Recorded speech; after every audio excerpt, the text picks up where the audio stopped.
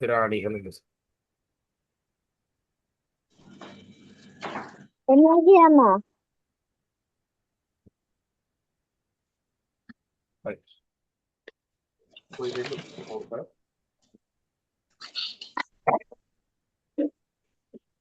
இரண்டு கால்கள் உள்ள பிராணிகள் என்று சொல்லி பார்க்கிறார்கள்.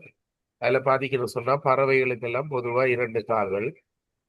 அதே போல நான்கு கால்கள் உள்ள பிராணிகள் என்று சொல்லி பார்த்தா விலங்குகளுக்கெல்லாம் என்ன, அதாவது முலையூட்டி வகையை சேர்ந்த விலங்குகளுக்கெல்லாம் நான்கு கால்களா இருக்கு. உதாரணமா ஆடு, பூனை, நாய், அணில், பன்றி, முயல், அதுல உங்களோட டியூட்ல நிறைய தந்திருக்கிறோம். இந்த பிடிஎஃப் டேட் அனுப்புனா நீங்க அதை பிரிண்ட் பண்ணி கொள்ளுங்க. அடுத்த கவனிச்சு கொள்ளுங்க. இதெல்லாம் நான்கு கால்களை உடைய பிராணிகளா இருக்கு. இதுல ஜாயின் பண்ணாதவர்களும் இருப்பாங்க. அதால வீடியோஸும் போடுவோம். அந்த உங்களுக்கு ஸ்மார்ட் போர்ட்லயும் திருப்பி இருக்கா படிப்பேன். அப்ப நீங்க எதுக்கும் நீங்க இதையும் கொஞ்சம் கிளியரா பாரு.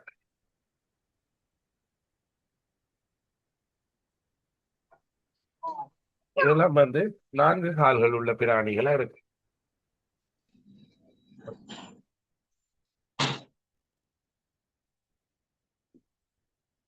அதே போல ஆறு கால்கள், அதாவது பூச்சி இனங்களுக்கெல்லாம் பிள்ளைகள் பொதுவா ஆறு கால்கள் இருக்கு. பூச்சி இனங்களுக்கெல்லாம் பொதுவா ஆறு கால்கள் இருக்கு. இதுல பாத்தீங்கன்னு சொன்னா இது பாரு, அதாவது வண்ணத்தி பூச்சி, கரையான், தேனி, வெட்டுக்கிளி, குளவி எல்லாம் பூச்சி வகைகளுக்குள்ள வரும். சிலந்தி பூச்சி வகைக்குள்ள வரும். ஆனா அதுக்கு 8 கால் இருக்கு. சரியா? ஆறு கால் கொண்ட பிராணிகள் என்று சொன்னா வண்ணத்தி பூச்சி, கரையான், தேனி, வெட்டுக்கிளி, குளவி எல்லாம் வரும். இப்ப இதுல பாருங்க, தேனிக்கு இந்த பக்கம் பாருங்க, ஒன்று, இரண்டு, மூன்று இருக்கு. இதே போல அடுத்த பக்கம் மூன்று. அப்ப ஆறு கால் இருக்கு. ஆறு கால்கள் கொண்ட பிராணி என்று சொல்லி பாத்தீங்கன்னு சொன்னா இந்த பிராணிக்கும் வருது. அதே போல 8 கால் உள்ள பிராணிகள் என்று சொல்லி பாத்தீங்கன்னா சிலந்தி. சிலந்திக்கு 8 காலா இருக்கு. பாருங்க வடிவா, ஒன்று, ரெண்டு, மூன்று, நான்கு. இந்த பக்கம் 4, அடுத்த பக்கம் 4, 8 கால் இருக்கு. அதே போல சிலந்தி, தேள், உன்னிக்கெல்லாம் 8 கால்கள் உள்ள பிராணியா இருக்கு. அதே போல இந்த நண்டு, இறால், ரெண்டு விலை கூடிய நல்ல டேஸ்டான சாமான் எல்லாம் அந்த ரெண்டுக்கு 10 கால் இருக்கு. நண்டு கண்ணி பாத்தீங்கன்னா 10 கால் இருக்கு. இறாலுக்கும் 10 கால் இருக்கு.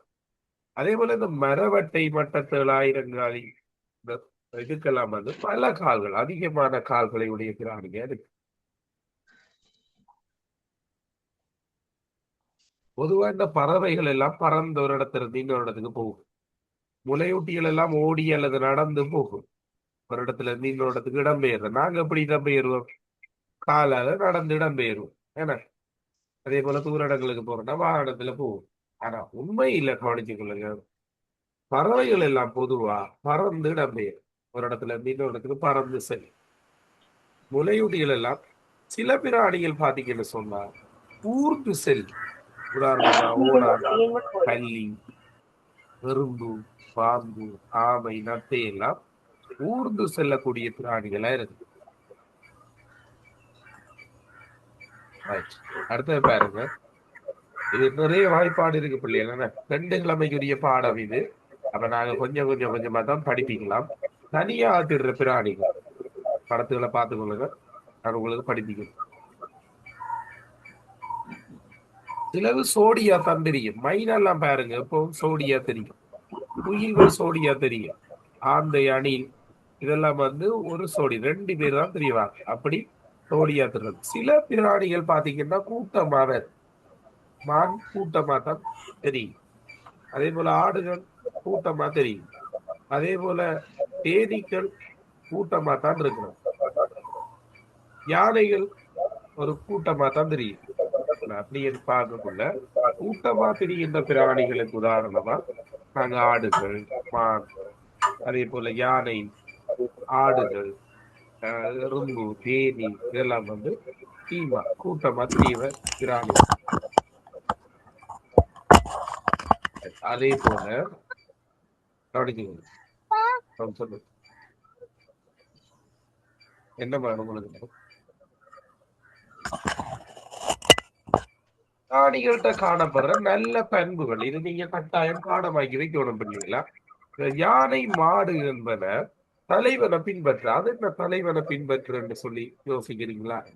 இப்ப யானை வந்து ஒரு ஒரு தலைவர் இருக்கு. அவருக்கு பின்னால இப்ப யானை அதுல இருக்கிற லீடர் இருக்கிற அதுல இருக்கிற தலைவர் யானை இந்த பாதையால போகுதோ அதுக்கு பின்னாலதான் இவங்களும் போவாங்க. அதே போல மாடுகளும் பார்த்திருக்கிறீங்களா? ஒரு மாடு போனா அதுக்கு பின்னாலே லைனா மற்ற மாடுகளும் போகும். இது பிராணிகள்கிட்ட இருக்கிற நல்ல நடத்தைகள் தலைவனை பின்பற்றுறது. அதே போல என்னடா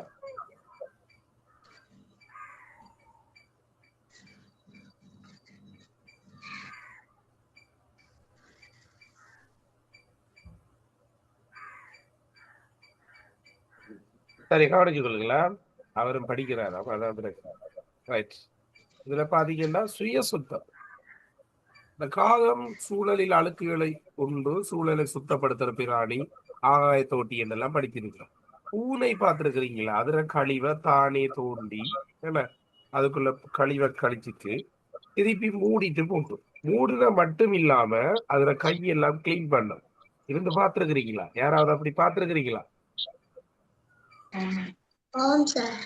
ரைட், ஓகே.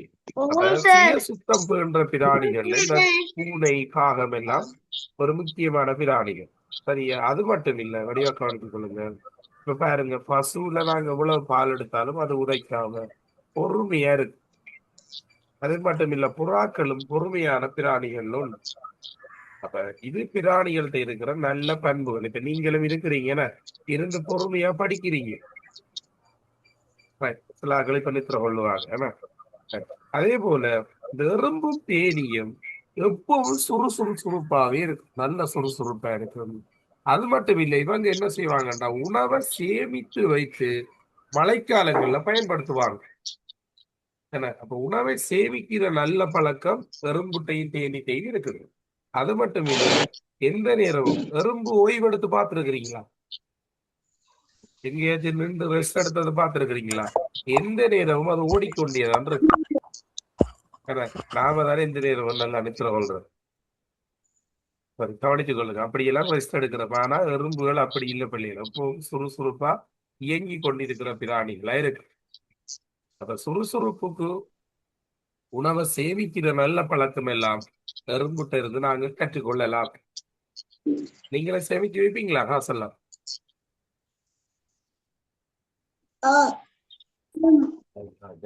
சேமிச்சு வைக்கிறேன். Right, okay, very good. அதே போல இந்த சேவல் குயிலங்கள் அதிகாலையில விழித்தலை செய்யும். என்ன, காலையில எழும்புறாங்கள விழித்தல் செய்யறது. காலையில 4 மணிக்கெல்லாம் சேவல் கூவிடும். அப்ப நாங்க அதிகாலையில துயிலோம் என்று சொல்லி அது எங்களுக்கு உணர்த்துது. என்ன, இதுல அதிகாலையில துயிலல்றாக்கள் பாப்போம். நித்திர விட்டு எழும்புறாக்கள் ஒரு 5 மணிக்காவது.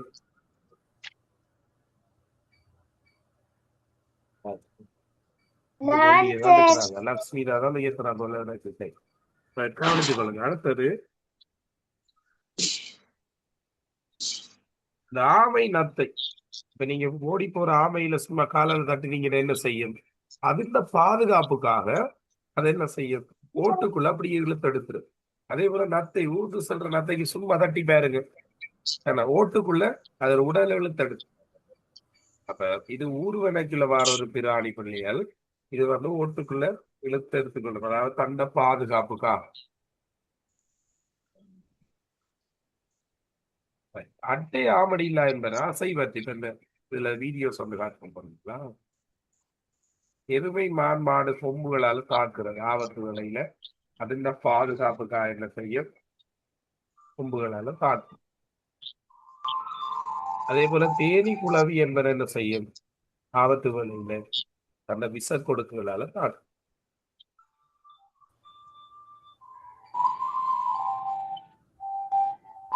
அதே போல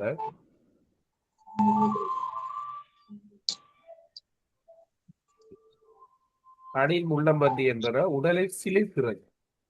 அணில் வந்து உடலை சிலிர்த்து கொண்டுதான் சாப்பிடும். நீங்க இனி பார்க்கக்குள்ள பாருங்க.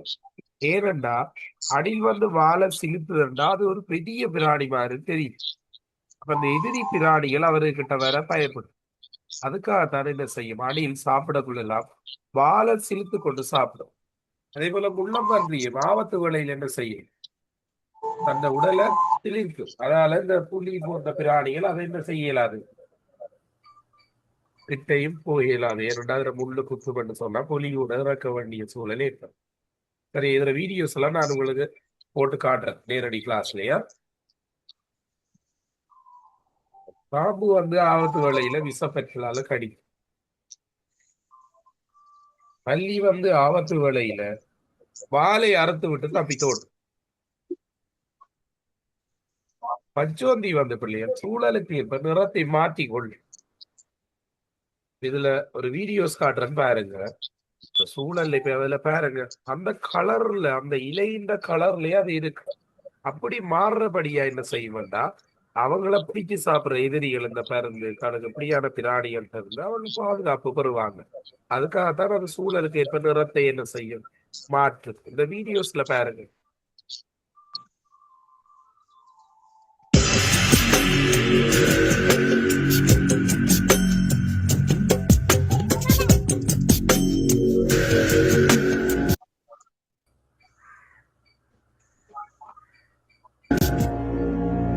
இதுல பாருங்க, இதுல பாருங்க, இந்த இதுல ஏறின உடனே அது என்ன கலருக்கு மாறுதுன்னு பாருங்க.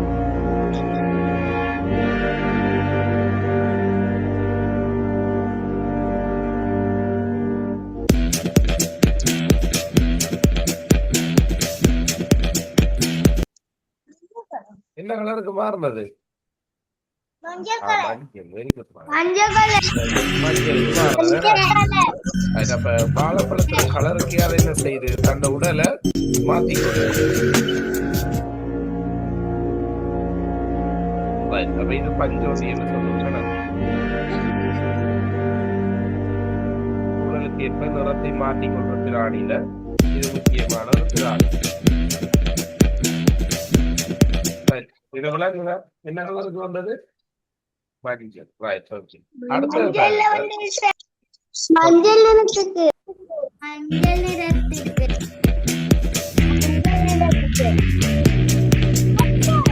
இதுல என்ன கலருக்கு வந்திருக்கு?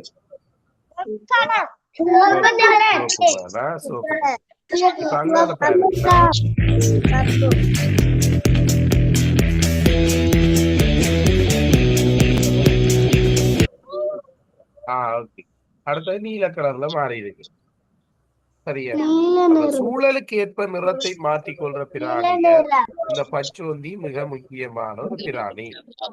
பச்சோந்தி வந்து சூழலுக்கு ஏற்ப என்ன செய்யும், நிறத்தை மாற்றிக்கொள்ளுகின்ற பிராணியாக இருக்கு. அதை செய்து கொள்ளுங்க. அதே போல மயில், ஈசல், வானம்பாடி என்பதை மழை வருவதை முன்கூட்டியே என்ன செய்யும், காட்டக்கூடிய பிராணிகளா இருக்க முடியாது. ஆண்மயில் தொகை விரித்தாடுதுன்னு சொன்னா மழை வரப்போகுதுன்னு சொல்லி அர்த்தம்.